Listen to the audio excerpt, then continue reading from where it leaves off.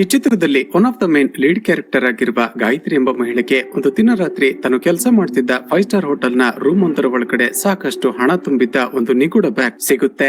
ಅಷ್ಟಕ್ಕೂ ಗಾಯತ್ರಿಗೆ ಸಿಕ್ಕ ಆ ನಿಗೂಢ ಬ್ಯಾಗ್ ಯಾರದ್ದು, ಆ ಬ್ಯಾಗ್ ನ ಒಳಗಡೆ ಅಷ್ಟೊಂದು ದುಡ್ಡು ಹೇಗೆ ಬಂತು, ಅಷ್ಟಕ್ಕೂ ಆ ಬ್ಯಾಗ್ ನ ಕತೆ ಆದ್ರೂ ಏನು ಅಂತ ಈ ಚಿತ್ರದಲ್ಲಿ ನಾವು ನೋಡ್ತಾ ಹೋದ ಹಾಗೆ ನಾವೆಲ್ಲರೂ ಶಾಕ್ ಆಗುವ ಹಾಗೆ 2 ಮಿಸ್ಟೀರಿಯಸ್ ಮರ್ಡರ್ ಗಳ ಕತೆ ರಿವೀಲ್ ಆಗುತ್ತೆ. ಸ್ನೇಹಿತರೆ, ಚಿತ್ರದ ಕತೆ ತುಂಬಾನೇ ಇಂಟ್ರೆಸ್ಟಿಂಗ್ ಆಗಿರುತ್ತೆ. ಹಾಗಾಗಿ ಈ ವಿಡಿಯೋವನ್ನ ಎಲ್ಲೂ ಕೂಡ ಸ್ಕಿಪ್ ಮಾಡದೆ ಕೊನೆಯವರೆಗೂ ನೋಡ್ತಾ ಹೋಗಿ. ಅಂದ ಹಾಗೆ ಇದು ಇತ್ತೀಚೆಗೆ ತಾನೇ ಬಿಡುಗಡೆಯಾಗಿರುವ ಮೋಕ್ಷ ಪಟ್ಟಂ ಎಂಬ ತೆಲುಗು ಭಾಷೆಯ ಮಿಸ್ಟರಿ ಹಾಗೂ ಕ್ರೈಮ್ ಥ್ರಿಲ್ಲರ್ ಚಿತ್ರದ ಮೊದಲ ಸೀನ್ ನಲ್ಲೇ ಗಾಯತ್ರಿ ಹಾಗೂ ಆಕೆಯ ಗಂಡ ಮಹೇಶ್ ಎಂಬಾತನನ್ನ ನೋಡ್ತೀವಿ. ಮಿಡಲ್ ಕ್ಲಾಸ್ ಫ್ಯಾಮಿಲಿಗೆ ಸೇರಿದ ಇವರಿಬ್ಬರು ತಿಂಗಳ ಸಂಬಳದಲ್ಲೇ ತಮ್ಮ ಜೀವನವನ್ನ ನಡೆಸುತ್ತಿರುತ್ತಾರೆ. ಇವರ ಜೊತೆ ಮಹೇಶ್ ನ ತಾಯಿ ಕೂಡ ವಾಸ ಮಾಡ್ತಿದ್ದು ಆಕೆಗೆ ಮಾನಸಿಕ ಕಾಯಿಲೆ ಇರುತ್ತೆ. ಕೆಲವು ಬಾರಿ ಆಕೆ ತನ್ನ ಮಗ ಮಹೇಶ್ ನ ಹೆಸರನ್ನೇ ಮರೆತು ಬಿಡ್ತಿರ್ತಾಳೆ. ಸ್ನೇಹಿತರೆ, ಈ ಮಹೇಶ್ ಒಬ್ಬ ಟ್ಯಾಕ್ಸಿ ಡ್ರೈವರ್ ಆಗಿದ್ದು ಗಾಯತ್ರಿ ಒಂದು 5 ಸ್ಟಾರ್ ಹೋಟೆಲ್ ನಲ್ಲಿ ರಿಸೆಪ್ಷನಿಸ್ಟ್ ಆಗಿ ಕೆಲಸ ಮಾಡ್ತಿರ್ತಾಳೆ. ಇವರಿಬ್ಬರ ಮಾತುಗಳಿಂದ ನಮಗೆ ಗೊತ್ತಾಗೋದೇನಂದ್ರೆ, ಕೆಲವು ತಿಂಗಳುಗಳ ಹಿಂದೆ ಈ ಮಹೇಶ್ ತನ್ನ ಫ್ರೆಂಡ್ ಕಷ್ಟದಲ್ಲಿದ್ದಾನೆ ಅಂತ ತನ್ನ ಬಳಿ ದುಡ್ಡಿಲ್ಲದಿದ್ದರೂ ಕೂಡ ಸಾಲ ಮಾಡಿ 10 ಲಕ್ಷ ರೂಪಾಯಿಗಳನ್ನ ಕೊಟ್ಟಿರ್ತಾನೆ. ಆದ್ರೆ ಇವನ ಫ್ರೆಂಡ್ ಗೆ ಬಿಸ್ನೆಸ್ ನಲ್ಲಿ ಲಾಸ್ ಆಗಿ ಆ 10 ಲಕ್ಷ ರೂಪಾಯಿಗಳನ್ನ ಕೊಡೋದಕ್ಕೆ ಸಾಧ್ಯವಾಗ್ತಿರೋದಿಲ್ಲ. ಗಾಯತ್ರಿ ಇದೇ ವಿಚಾರವಾಗಿ ಮಹೇಶ್ ನ ಜೊತೆ ಆಗಾಗ ಜಗಳ ಪಡ್ತಿರ್ತಾಳೆ. ನಂತರದ ಸೀನ್ ನಲ್ಲಿ ಗಾಯತ್ರಿ ಎಂದಿನಂತೆ ಕೆಲಸಕ್ಕೆ ಬರ್ತಾಳೆ. ಈಕೆ ಕೆಲಸ ಮಾಡ್ತಿದ್ದ ಆ 5 ಸ್ಟಾರ್ ಹೋಟೆಲ್ ನ ಓನರ್ ನ ಮಗ ಈಕೆ ಜೊತೆ ಆಗಾಗ ಮಿಸ್ಬಿಹೇವ್ ಮಾಡ್ತಿರ್ತಾನೆ. ಕೆಲಸ ಮಾಡುವ ನೆಪದಲ್ಲಿ ಆಕೆ ಜೊತೆ ಫ್ಲರ್ಟ್ ಮಾಡೋದು ಹಾಗೂ ಹತ್ತಿರ ಬಂದು ಆಕೆಯನ್ನ ಟಚ್ ಮಾಡೋದೆಲ್ಲ ಮಾಡ್ತಿರ್ತಾನೆ. ಗಾಯತ್ರಿಗೆ ಇದೆಲ್ಲದರಿಂದ ತುಂಬಾನೇ ಕೋಪ ಬರ್ತಿದ್ರು ಕೂಡ ತನ್ನ ಪರಿಸ್ಥಿತಿಯ ಕಾರಣದಿಂದಾಗಿ ಸುಮ್ಮನಿರ್ತಾಳೆ. ಗಾಯತ್ರಿ ಎಂದಿನಂತೆ ಶಿಫ್ಟ್ ನ ಹ್ಯಾಂಡ್ ಓವರ್ ಅನ್ನ ತೆಗೆದುಕೊಂಡು ಎಲ್ಲ ರೂಮ್ ಗಳನ್ನ ಚೆಕ್ ಮಾಡಿ ತುಂಬಾನೇ ಸುಸ್ತಾಗಿ ಒಂದು ರೂಮ್ ನ ಒಳಗಡೆ ಬಂದು ಅಲ್ಲಿದ್ದ ಮಂಚದ ಮೇಲೆ ಕುಳಿತುಕೊಳ್ತಾಳೆ. ಆಗ ಆ ರೂಮ್ ನ ಕಬೋರ್ಡ್ ನ ಬಾಗಿಲು ಸ್ವಲ್ಪ ಓಪನ್ ಆಗಿರೋದನ್ನ ನೋಡ್ತಾಳೆ.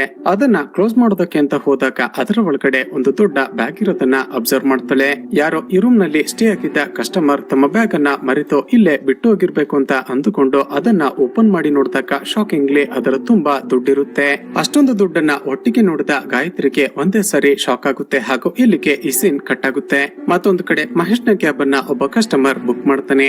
ಮಹೇಶ್ ಆತ ಹೇಳಿದ ಜಾಗಕ್ಕೆ ಕರೆದುಕೊಂಡು ಹೋಗ್ತಿದ್ದಾಗ ಆ ವ್ಯಕ್ತಿ ತನ್ನ ಫ್ರೆಂಡ್ ವರುಣ್ ಎಂಬಾತನ ಜೊತೆ ಫೋನ್ ನಲ್ಲಿ ಮಾತನಾಡ್ತಿರ್ತಾನೆ.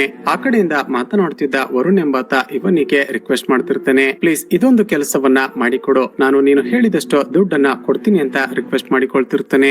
ಈಗ ಈ ಮಹೇಶ್ ನ ಕ್ಯಾಬ್ ಅನ್ನ ಬುಕ್ ಮಾಡಿರೋದು ಅರ್ಜುನ್ ಎಂಬ ಚಿತ್ರದ ಹೀರೋ ಅಂತ ನಮಗೆ ಗೊತ್ತಾಗುತ್ತೆ. ಸ್ನೇಹಿತರೆ, ಅಷ್ಟಕ್ಕೂ ಈ ಅರ್ಜುನ್ ಪಾಸ್ಪೋರ್ಟ್ ವೆರಿಫಿಕೇಶನ್ ಆಫೀಸರ್ ಆಗಿ ಕೆಲಸ ಮಾಡ್ತಿರ್ತಾನೆ. ವರುಣ್ ಹೇಳಿದಂತೆ ಈತ ತಕ್ಷಣವೇ ಆಫೀಸ್ಗೆ ಹೋಗಿ ಯಾರಿಗೂ ಗೊತ್ತಾಗದ ಹಾಗೆ ಆ ವರುಣ್ ನ ಪಾಸ್ಪೋರ್ಟ್ ಅನ್ನ ತಿದ್ದುಪಡಿ ಮಾಡ್ತಾನೆ. ಅದೇ ಸಮಯಕ್ಕೆ ಅಲ್ಲಿಗೆ ಬಂದ ಲಕ್ಷ್ಮಿ ಎಂಬ ಲೋಕಲ್ ಡಾನ್ ನ ಹುಡುಗರು ಇವನನ್ನ ಎಳೆದುಕೊಂಡು ಹೋಗ್ತಾರೆ. ಈಗ ನಮ್ಗೆ ಗೊತ್ತಾಗೋದೇನಂದ್ರೆ, ಕೆಲವು ತಿಂಗಳುಗಳ ಹಿಂದೆ ಈ ಅರ್ಜುನ್ ಈ ಲಕ್ಷ್ಮಿ ಬಳಿ ಸಾಲ ಪಡೆದುಕೊಂಡಿರ್ತಾನೆ. ಆದ್ರೆ ಸರಿಯಾದ ಸಮಯಕ್ಕೆ ಸಾಲವನ್ನ ವಾಪಸ್ ತೀರಿಸಿರೋದಿಲ್ಲ.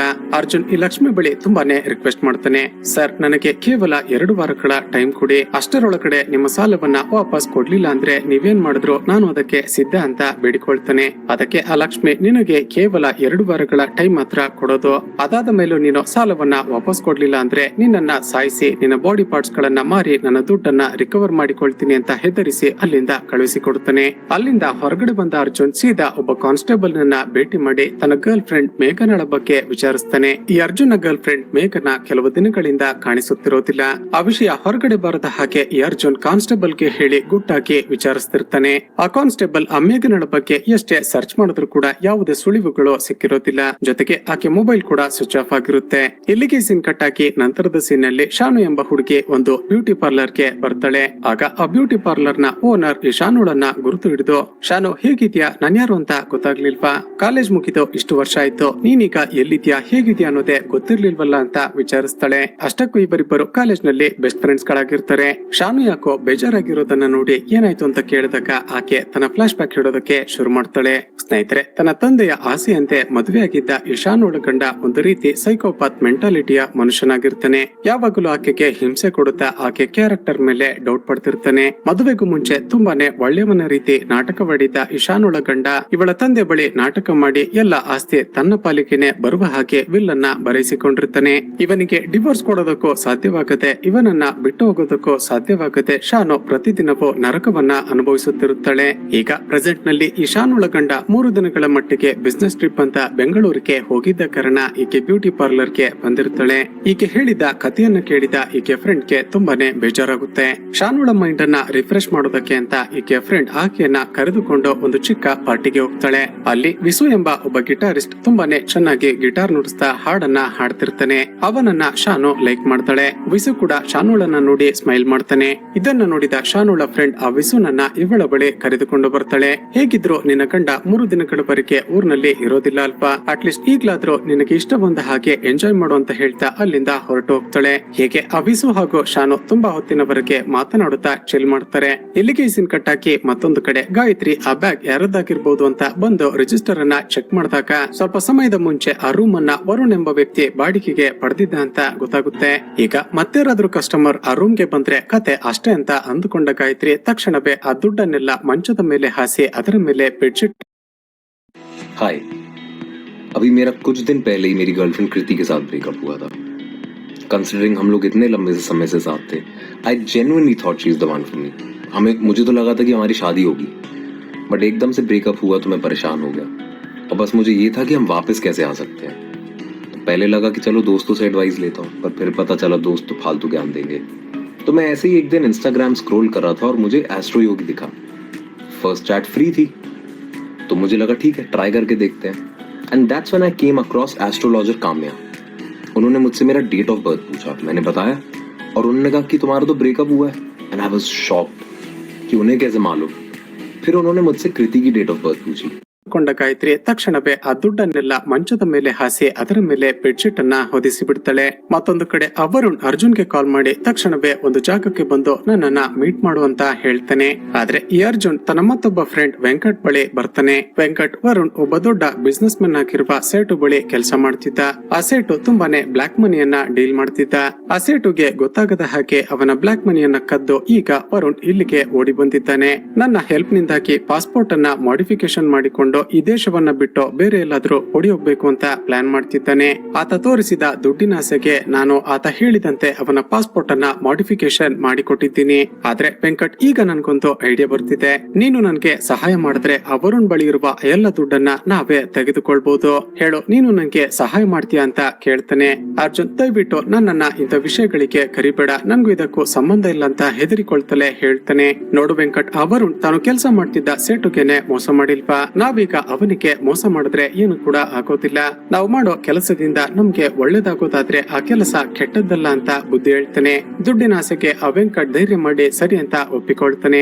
ಇಲ್ಲಿಗೆ ಈ ಸೀನ್ ಕಟ್ ಹಾಕಿ ಮರುದಿನ ಬೆಳಿಗ್ಗೆ ಶಾನು ಹಾಗೂ ವಿಸು ಲಾಂಗ್ ಡ್ರೈವ್ ಗೆ ಹೋಗಿ ಎಂಜಾಯ್ ಮಾಡ್ತಿರೋದನ್ನ ನೋಡ್ತೀವಿ.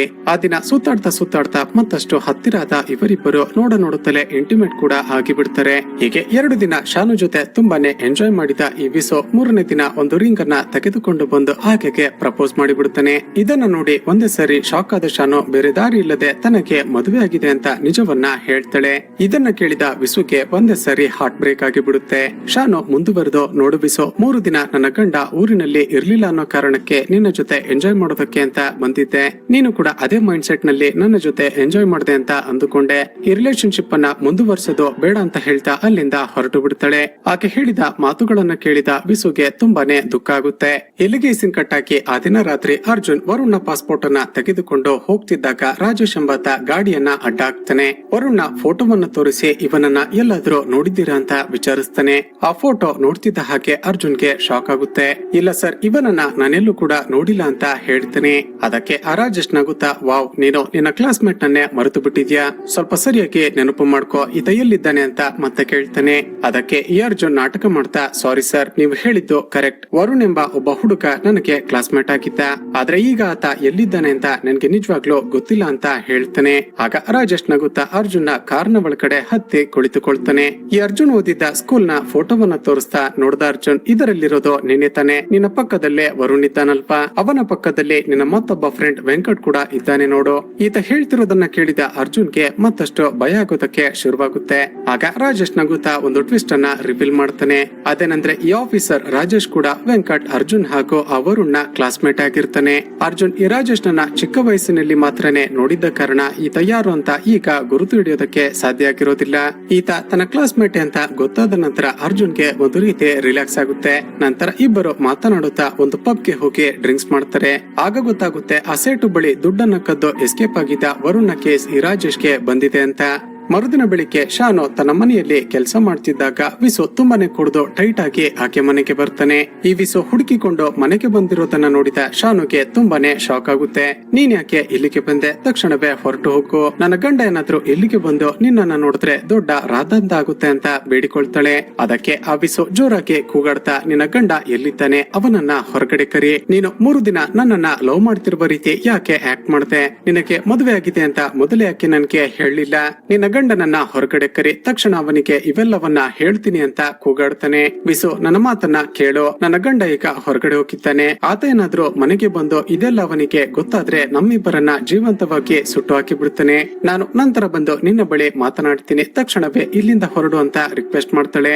ಅಷ್ಟರಲ್ಲೇ ಇಶಾನುಳ ಮನೆಯ ಡೋರ್ ಬೆಲ್ ರಿಂಗ್ ಆಗುತ್ತೆ. ಯಾರು ಅಂತ ಕಿಟಕಿ ಮೂಲಕ ನೋಡಿದ್ರೆ ಶಾಕಿಂಗ್ಲಿ ಈಕೆ ಗಂಡ ಬಂದಿರ್ತಾನೆ. ಈಗೇನ್ ಮಾಡೋದು ಅಂತ ಮತ್ತಷ್ಟು ಹೆದರಿಕೊಂಡ ಇಶಾನು ತಕ್ಷಣವೇ ವಿಸುನನ್ನ ಕರೆದುಕೊಂಡು ಹೋಗಿ ಒಂದು ಜಾಗದಲ್ಲಿ ಬಚ್ಚಿಟ್ಟುಕೊಳ್ಳೋದಕ್ಕೆ ಹೇಳ್ತಾಳೆ. ಮನೆಗೆ ಬಂದ ಇಶಾನುಳ ಗಂಡ ಎಂದಿನಂತೆ ಆಕೆ ಮೇಲೆ ಡೌಟ್ ಪಡ್ತಾ, ನಾನು ಊರಲ್ಲಿ ಇಲ್ಲದೆ ಇದ್ದಾಗ ಯಾರ ಜೊತೆ ಸುತ್ತಾಡ್ತಿದ್ದೆ? ನಾನೀಗ ಮನೆಗೆ ಬಂದಿರೋದನ್ನ ನೋಡಿ ಖುಷಿ ಪಡೋದನ್ನ ಬಿಟ್ಟು ಯಾಕೆ ಟೆನ್ಷನ್ ಆಗ್ತಿದ್ಯಾ? ನಾನಿಲ್ಲದೆ ಇರುವಾಗ ಯಾರನ್ನಾದ್ರೂ ಮನೆಗೆ ಕರೆಸಿಕೊಂಡು ಎಂಜಾಯ್ ಮಾಡ್ತಿದ್ದ ಅಂತ ಕೆಟ್ಟದಾಗಿ ಮಾತನಾಡ್ತಾನೆ. ಶಾನುಗೂ ಕೂಡ ತುಂಬಾನೇ ಕೋಪ ಬಂದು 3 ದಿನಗಳ ಕಾಲ ಆಫೀಸ್ ಟ್ರಿಪ್ ಅಂತ ನೀನು ಯಾರ ಜೊತೆ ಸುತ್ತಾಡ್ತಿದ್ದೆ ಅಂತ ರೇಗಿ ಬಿಡ್ತಾಳೆ. ಇದನ್ನ ಕೇಳಿದ ಈಕೆ ಗಂಡನಿಗೆ ತುಂಬಾನೇ ಕೋಪ ಬಂದು ಸೈಕೋಪಾತ್ ರೀತಿ ಕೂಗಾಡ್ತಾ ಆಕೆ ಕಪಾಳಕ್ಕೆ ಜೋರಾಗಿ ಹೊಡೆದು ಬಿಡ್ತಾನೆ. ಬಚ್ಚಿಟ್ಟುಕೊಂಡು ಇದನ್ನೆಲ್ಲ ನೋಡ್ತಿದ್ದ ವಿಸುಗೆ ತುಂಬಾನೇ ಕೋಪ ಹಾಗೂ ಬೇಜಾರಾಗುತ್ತೆ. ಸುಮಾರು ಗಂಟೆಗಳ ನಂತರ ಇಶಾನುಳ ಗಂಡ ಮತ್ತೊಂದು ಕೆಲಸ ಬಂತು ಅಂತ ಹೊರಗಡೆ ಹೋಗ್ತಾನೆ. ಆಗ ವಿಸು ಹೊರಗಡೆ ಬರ್ತಾನೆ. ಅವನನ್ನ ನೋಡಿದ ಶಾನು ಅಳುತ್ತಾ, ನನ್ನ ಗಂಡ ಎಂತಹ ಸೈಕೋಪಾತ್ ಅಂತ ನಿನ್ಗೆ ಗೊತ್ತಾಗಿರ್ಬೇಕಲ್ವಾ? ಆದ್ರೆ ನಿನ್ನ ಜೊತೆ ನಾನು ಸ್ಪೆಂಡ್ ಮಾಡಿದ 3 ದಿನಗಳ ಕಾಲ ನನಗೆ ಇದ್ಯಾವುದರ ಬಗ್ಗೆ ಕೂಡ ಯೋಚನೆನೆ ಬರ್ಲಿಲ್ಲ. ನಾನು ಆ 3 ದಿನದಲ್ಲಿ ನಿನ್ನನ್ನ ನಿಜವಾಗಿಯೂ ಪ್ರೀತಿ ಮಾಡೋದಕ್ಕೆ ಶುರು ಮಾಡಿಬಿಟ್ಟೆ.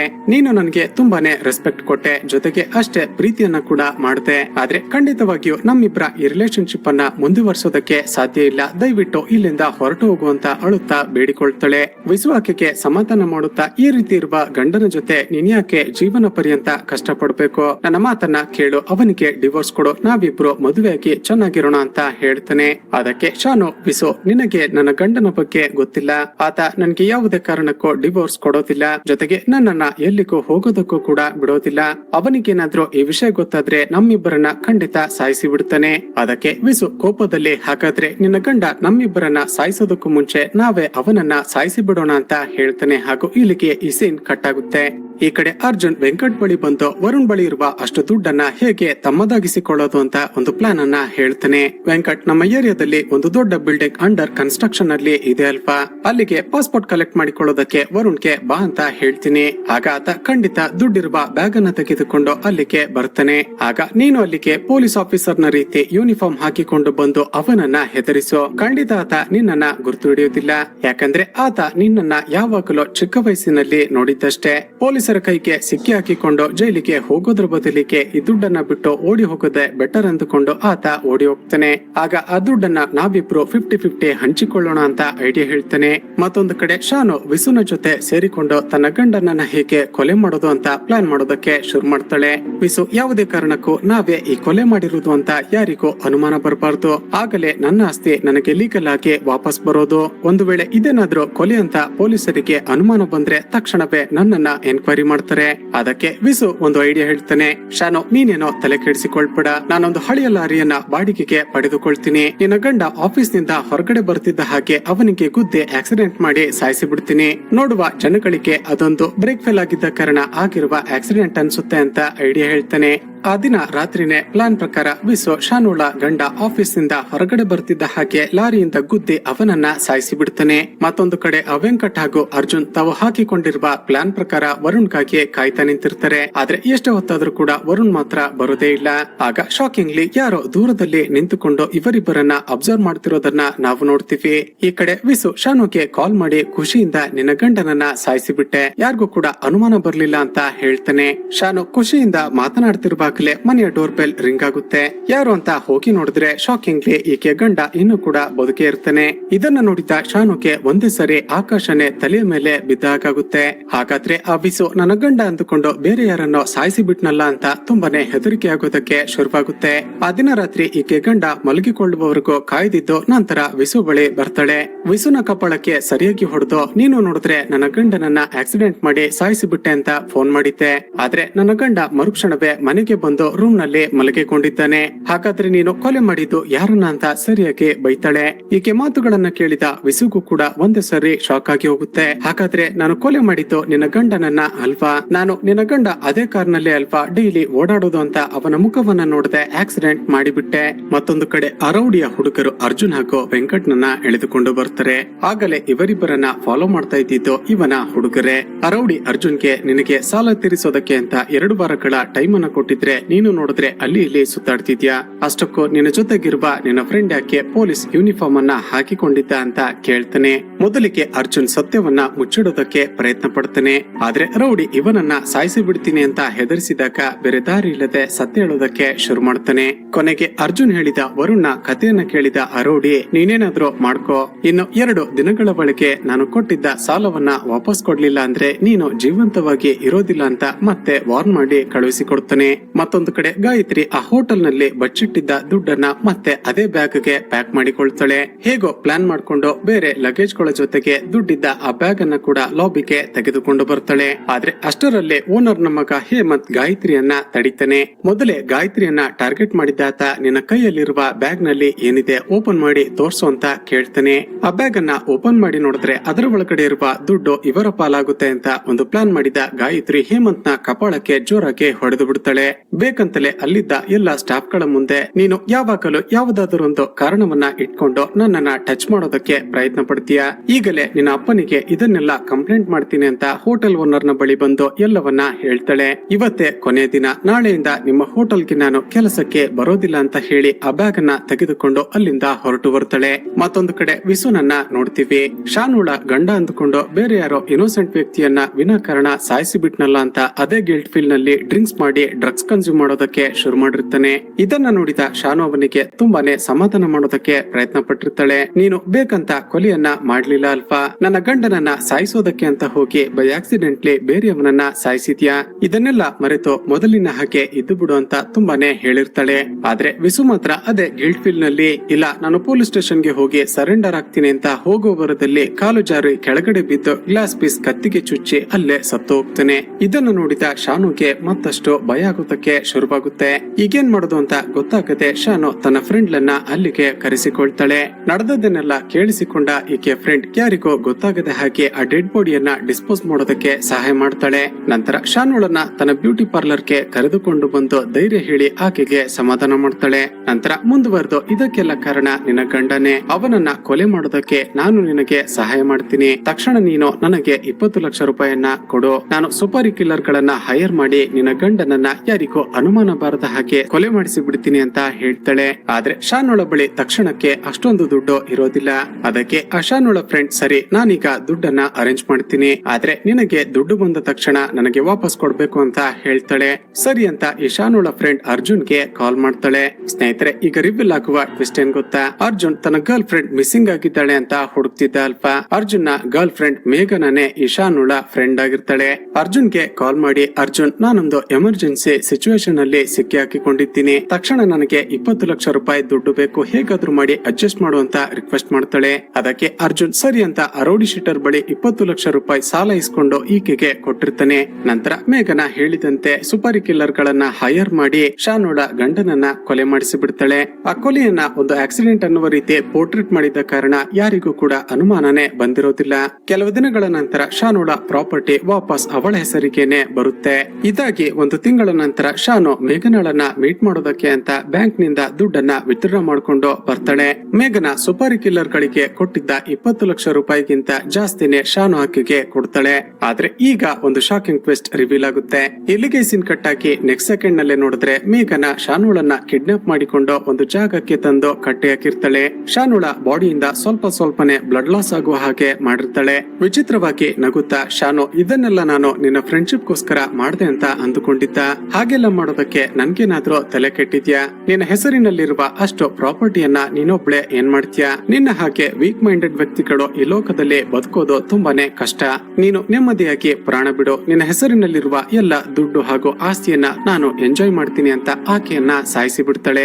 ಅಲ್ಲಿಂದ ಸೀದಾ ಶಾನು ತಂದಿದ್ದ ದುಡ್ಡಿನ ಪ್ಯಾಕ್ ಅನ್ನ ತನ್ನ ಕಾರ್ ನಲ್ಲಿ ಹಾಕಿಕೊಂಡು ಅರ್ಜುನ್ ಮನೆಗೆ ಬರ್ತಾಳೆ. ಎಷ್ಟು ದಿನಗಳಾದ್ರೂ ತನ್ನನ್ನ ಮೀಟ್ ಮಾಡಿರ್ಲಿಲ್ವಲ್ಲ ಅಂತ ಅರ್ಜುನ್ಗೆ ಈಕೆ ಮೇಲೆ ತುಂಬಾನೇ ಕೋಪ ಇರುತ್ತೆ. ಆದ್ರೆ ಯಾರನ್ನ ಹೇಗೆ ಮೇಂಟೈನ್ ಮಾಡ್ಬೇಕು ಅಂತ ಗೊತ್ತಿದ್ದ ಈ ಮೇಘನ ತಾನು ತಂದಿದ್ದ ಒಂದು ಆಪಲ್ ವಾಚ್ ಅನ್ನ ಅವನಿಗೆ ಗಿಫ್ಟ್ ಮಾಡಿ ಅವನ ಜೊತೆ ರೊಮ್ಯಾನ್ಸ್ ಮಾಡ್ತಾಳೆ. ನಂತರ ಮಾತನಾಡ್ತಾ ಅರ್ಜುನ್, ನಿನಗೇನೆ ಗೊತ್ತಲ್ವಾ, ನನಗೆ ಇಲ್ಲಿ ಸರಿಯಾಗಿ ಬಿಸ್ನೆಸ್ ಆಗ್ತಿಲ್ಲ. ನನ್ನ ಫ್ರೆಂಡ್ ಒಬ್ಬಳು ದುಬೈಯಲ್ಲಿ ಸೆಟ್ಲ್ ಆಗಿದ್ದಾಳೆ. ಆಕೆಯಲ್ಲಿ ಕೆಲಸ ಕೊಡಿಸ್ತೀನಿ ಅಂತ ಹೇಳ್ತಿದ್ದಾಳೆ. ಆದ್ರೆ ದುಬೈಗೆ ಹೋಗೋದಕ್ಕೆ ನನ್ನ ಬಳಿ MBA ಡಿಗ್ರಿ ಇಲ್ಲ. ನೀನು ನನ್ಗೊಂದು ಸಹಾಯ ಮಾಡು. ನನ್ನ ಫ್ರೆಂಡ್ ಶಾನುಳ ಪಾಸ್ಪೋರ್ಟ್ ಅನ್ನ ನಿನ್ಗೆ ಕೊಡ್ತೀನಿ. ಸಿಸ್ಟಮ್ ನಲ್ಲಿ ಆಕೆಯ ಫೋಟೋದ ಬದಲಿಗೆ ನನ್ನ ಫೋಟೋವನ್ನ ರಿಪ್ಲೇಸ್ ಮಾಡಿಬಿಡು ಅಂತ ರಿಕ್ವೆಸ್ಟ್ ಮಾಡ್ತಾಳೆ. ಇದನ್ನ ಕೇಳಿದ ಅರ್ಜುನ್ಗೆ ಕೋಪ ಬರುತ್ತೆ.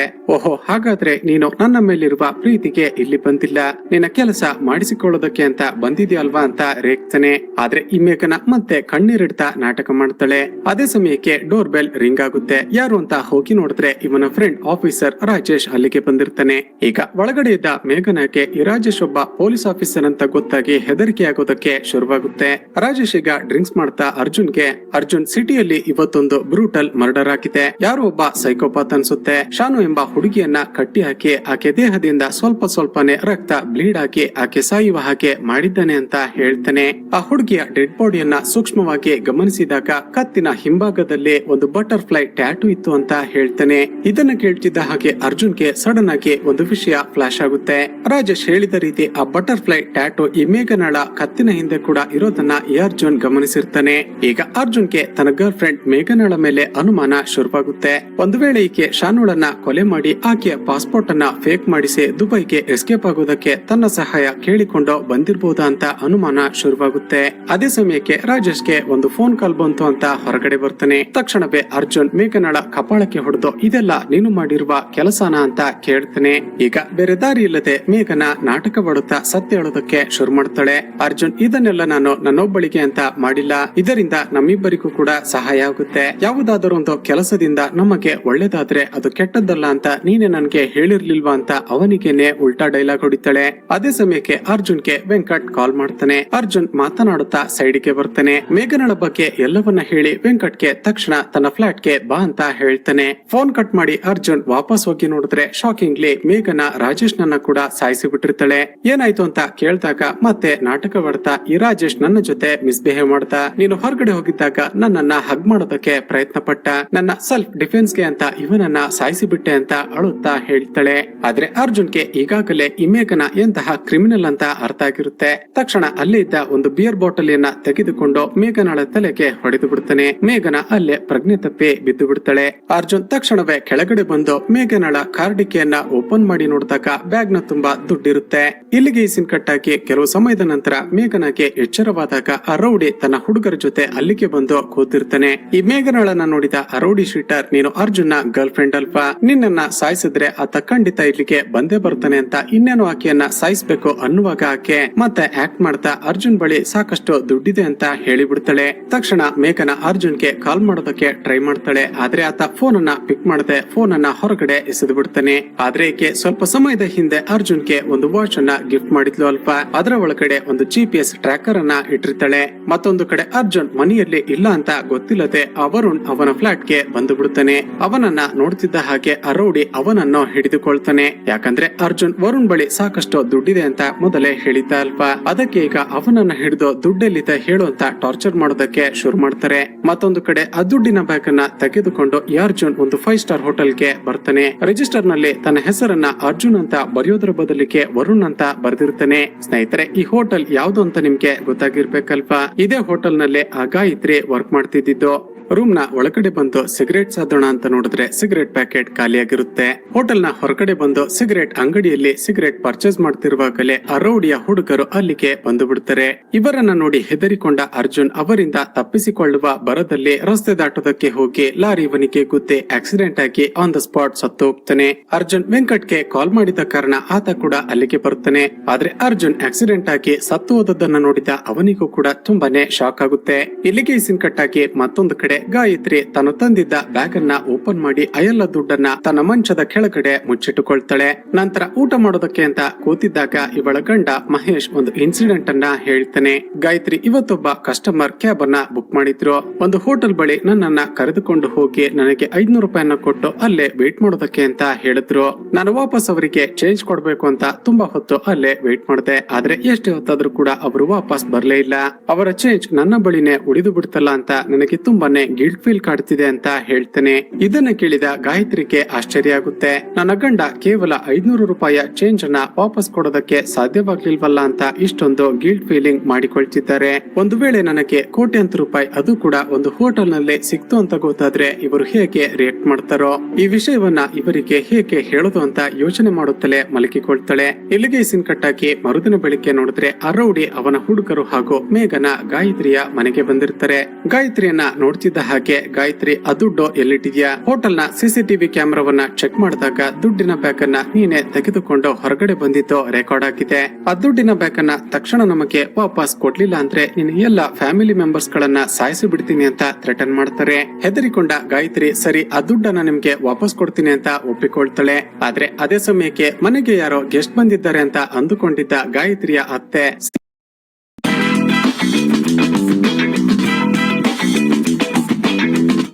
ಸಿಲಿಂಡರ್ ಅನ್ನ ಆನ್ ಮಾಡ್ತಿದ್ದ ಹಾಗೆ ಅದು ಮೊದಲೇ ಲೀಕ್ ಆಗ್ತಿದ್ದ ಕಾರಣ ದೊಡ್ಡ ಬ್ಲಾಸ್ಟ್ ಆಗಿ ಬಿಡುತ್ತೆ.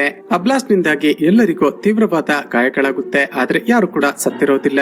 ಆ ದುಡ್ಡಿನ ಬ್ಯಾಗ್ ಅನ್ನ ಗಾಯತ್ರಿ ಬಳಿ ಇಸ್ಕೊಂಡು ಆ ರೌಡಿ ಇನ್ನೇನು ಅಲ್ಲಿಂದ ಹೊರಡಬೇಕು ಅನ್ನುವಾಗ ಮೇಘನ ಅವನ ಕತ್ತಿಗೆ ಚಾಕು ಚುಚ್ಚಿ ಸಾಯಿಸಿ ಬಿಡ್ತಾಳೆ. ನಂತರ ಆ ದುಡ್ಡಿನ ಬ್ಯಾಗ್ ಅನ್ನ ತಾನು ತಂದಿದ್ದ ಕಾರ್ನ ಒಳಗಡೆ ಹಾಕಿಕೊಂಡು ಅಲ್ಲಿಂದ ತಪ್ಪಿಸಿಕೊಂಡು ಎಸ್ಕೇಪ್ ಆಗೋದಕ್ಕೆ ಪ್ರಯತ್ನ ಪಡ್ತಾಳೆ. ಆದ್ರೆ ಆಗಲೇ ಆಕೆಯನ್ನ ಫಾಲೋ ಮಾಡ್ತಿದ್ದ ಆ ರೌಡಿ ಕಡೆಯ ಹುಡುಗರು ಆಕೆ ಕಾರಿಗೆ ಗುದ್ದಿ ಆಕ್ಸಿಡೆಂಟ್ ಮಾಡಿಬಿಡ್ತಾರೆ. ಕೊನೆಗೆ ಒಬ್ಬರನ್ನೊಬ್ಬರು ಸಾಯಿಸುವ ಬರದಲ್ಲಿ ಮೇಘನ ಹಾಗೂ ರೌಡಿ ಕಡೆಯ ಹುಡುಗ ಇಬ್ಬರು ಸತ್ತು ಹೋಗ್ತಾರೆ. ಇಲ್ಲಿಗೆ ಸೀನ್ ಕಟ್ ಆಗಿ ಮತ್ತೊಂದು ಕಡೆ ಗಾಯತ್ರಿ ಗಂಡ ಮಹೇಶ್ ನನ್ನ ನೋಡ್ತೀವಿ. ಆತ ತನ್ನ ಕಾರನ್ನ ಡ್ರೈವ್ ಮಾಡ್ತಾ ಹೋಗ್ತಿದ್ದಾಗ ಡಿಕ್ಕಿಯಲ್ಲಿ ಏನೋ ಸೌಂಡ್ ಆಗ್ತಿರುತ್ತೆ. ಡಿಕ್ಕಿಯಲ್ಲಿ ಏನೋ ಇದೆಯಲ್ಲ ಅಂತ ಅಂದುಕೊಂಡು ಹೊರಗಡೆ ಬಂದು ಕಾರ್ನ ಡಿಕ್ಕಿಯನ್ನ ಓಪನ್ ಮಾಡಿ ನೋಡಿದಾಗ ಶಾಕಿಂಗ್ಲಿ ಅದರ ಒಳಗಡೆ ಸಾಕಷ್ಟು ದುಡ್ಡು ಬಿದ್ದಿರುತ್ತೆ. ಇಲ್ಲಿಗೆ ಸೀನ್ ಕಟ್ ಆಗಿ ಚಿತ್ರದ ಕತೆ ಒಂದು ಸಣ್ಣ ಫ್ಲಾಶ್ ಬ್ಯಾಕ್ ಹೋಗುತ್ತೆ. ಸ್ನೇಹಿತರೆ, ಅಷ್ಟಕ್ಕೂ ಏನಾಗಿರುತ್ತೆ ಅಂದ್ರೆ ಹಿಂದಿನ ದಿನ ರಾತ್ರಿ ಈ ಮಹೇಶ್ ತನ್ನ ಹೆಂಡತಿ ಗಾಯತ್ರಿ ಬಳಿ ಒಬ್ಬ ಕಸ್ಟಮರ್ ನನ್ನ ಹೋಟೆಲ್ ಬಳಿ ಕರೆದುಕೊಂಡು ಹೋಗಿ 500 ರೂಪಾಯಿ ಕೊಟ್ಟು ವೇಟ್ ಮಾಡೋದಕ್ಕೆ ಹೇಳಿದ್ದ ಅಂತ ಹೇಳಿದ್ದ ಅಲ್ವಾ. ಅಷ್ಟಕ್ಕೂ ಇವನ ಕಾರ್ ನಲ್ಲಿ ಬಂದಿದ್ದು ಆ ವರುಣ್ ತಾನು ಕೆಲಸ ಮಾಡ್ತಿದ್ದ ಸೇಟು ಬಳಿ ಬ್ಲಾಕ್ ಮನಿಯನ್ನ ಕದ್ದು ಎಸ್ಕೇಪ್ ಆಗಿದ್ದ ಅಲ್ವಾ. ಆ ದುಡ್ಡಿನ ಬ್ಯಾಗ್ ಅನ್ನ ಆತ ಮಹೇಶ್ ನ ಕಾರ್ ನ ಡಿಕ್ಕಿಯ ಒಳಗಡೆ ಇಟ್ಟು ಅರ್ಜುನ್ ಬಳಿ ಪಾಸ್ಪೋರ್ಟ್ ಅನ್ನ ಈಸ್ಕೊಳ್ಳೋದಕ್ಕೆ ಅಂತ ಹೋಟೆಲ್ಗೆ ಬಂದಿರ್ತಾನೆ.